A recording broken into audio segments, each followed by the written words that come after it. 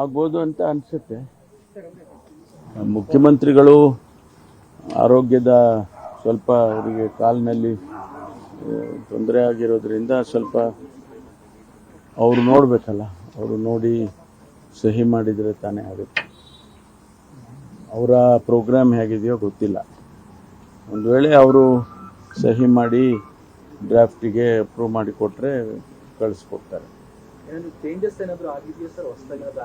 ಇಲ್ಲ, ಹೊಸದಾಗೆ ನಾನು ನಿನ್ನೆ ಹೇಳಿದ್ನಲ್ಲ, ಕೆಲವು ಕಾನೂನುಗಳನ್ನು ಕೂಡ ಈಗಾಗಲೇ ಎಕ್ಸಿಸ್ಟಿಂಗ್ ಕಾನೂನುಗಳೇನಿದೆ ಅದನ್ನೆಲ್ಲ ಲಿಂಕ್ ಮಾಡಬೇಕಾಗುತ್ತೆ, ಆ ಪ್ರೊವಿಷನ್ಸು ಕೂಡ ಮಾಡಬೇಕಾಗುತ್ತೆ ಅಂತೇಳಿ ಅದನ್ನೆಲ್ಲ ಭವಿಷ್ಯ ಮಾಡಿರಬೇಕು ಅಂತ ಅನ್ಕೊಳ್ತೀನಿ. ನಾನು ಫೈನಲ್ ಡ್ರಾಫ್ಟ್ ನೋಡಿಲ್ಲ.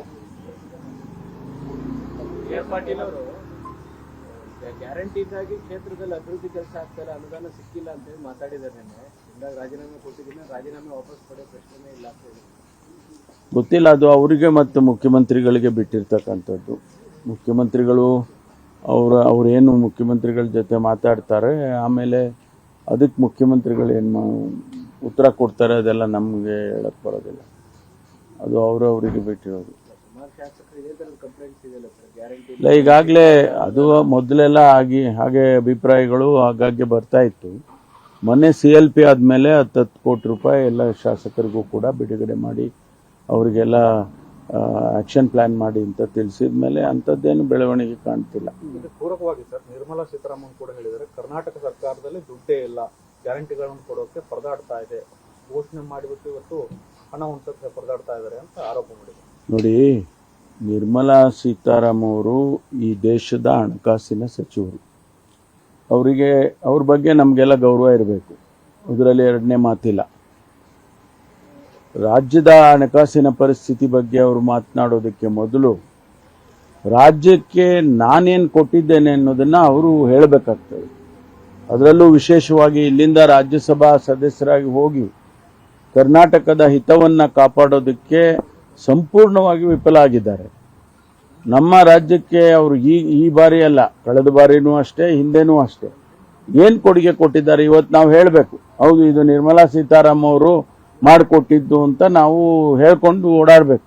ಅಂಥದ್ದು ಏನಾದರೂ ಒಂದು ಕಾರ್ಯಕ್ರಮ, ಒಂದು ಯೋಜನೆ ನಮಗೆ ಅವ್ರು ಕೊಟ್ಟಿದ್ರೆ ನಾನು ಕೂಡ ಅವರನ್ನು ಅಪ್ರಿಷಿಯೇಟ್ ಮಾಡ್ತೀನಿ.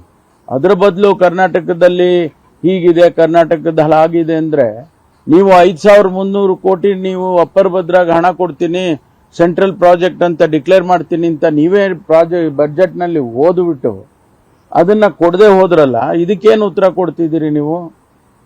ಸುಮ್ಮನೆ ಹೇಳಕ್ಕೆ ನಮಗೂ ಬರುತ್ತೆ ಅಂತ ಹೇಳಬಾರ್ದು.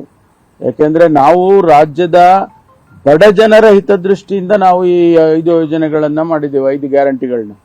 ನಾವ್ಯಾರು ಬೇರೆ ಕಾರಣಕ್ಕೋಸ್ಕರ ಮಾಡಿಲ್ಲ. ಆಯಿತು, ಅವರು ಅಂದ್ಕೋಬೋದು ರಾಜಕೀಯಕ್ಕೋಸ್ಕರ ಮಾಡಿದ್ದಾರೆ ಅಂತ, ಅದರಲ್ಲಿ ತಪ್ಪು ಏನು ಕಾಣಿಸೋದಿಲ್ಲ. ಆದರೆ ಇವತ್ತು ಹಳ್ಳಿಗಾಡಿನಲ್ಲಿ ಆ ಹೆಣ್ಮಕ್ಳು 2000 ರೂಪಾಯಿ ತಗೊಂಡು ಮೊನ್ನೆ ಒಂದು ಲೇಡಿ, ಒಂದು ಮಹಿಳೆ ತನ್ನ ಮಗಳಿಗೆ ಆ ಹಣನ ಕೂಡಿಟ್ಟುಕೊಂಡು ಕಂಪ್ಯೂಟರ್ ಕೊಡಿಸಿದ್ದಾಳೆ. ಇಂಥವು ಅನೇಕ ಉದಾಹರಣೆಗಳನ್ನು ನಾವು ಹೇಳ್ಬೋದು. ಅಂದರೆ ಆ ಕುಟುಂಬ ಹಾಗಾದ್ರೆ ಚೆನ್ನಾಗಿ ಆ ಹೆಣ್ಮಗು ಓದಿ ದೊಡ್ಡವಳು ಆಗಿ ಬಂದರೆ ಅದು ಸರಿ ಇಲ್ವಾ? ಇಂಥದ್ದು ನಾವು ಉದ್ದೇಶ ಇಟ್ಕೊಂಡು ನಾವು ಮಾಡಿದ್ದೇವೆ. ಅದರಿಂದ ಹಣ ಇಲ್ಲ, ಕರ್ನಾಟಕ ಒಂದು ರೀತಿಯಲ್ಲಿ ದಿವಾಳಿಯಾಗಿದೆ ಅಂದರೆ ನೀವು ಮಾಡಿ ಪ್ರಶ್ನೆ ಮಾಡಬೇಕು.